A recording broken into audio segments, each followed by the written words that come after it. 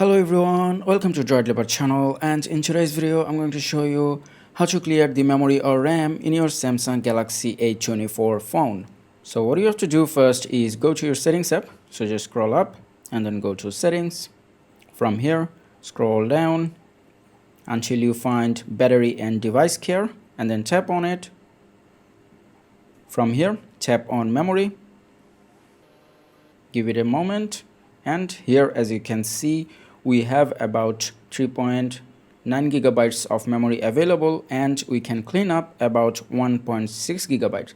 Now all you need to do is just tap on clean now, and that will start cleaning the memory or RAM. And once done, you can see that we have about 5 gigabytes of RAM available. And if we go back, you can see there are some other things that you can check from here to better optimize your phone. And that is how you can clear the RAM or memory in your Samsung Galaxy A24 phone. I hope this video was helpful. If it was, please give it a thumbs up and don't forget to subscribe.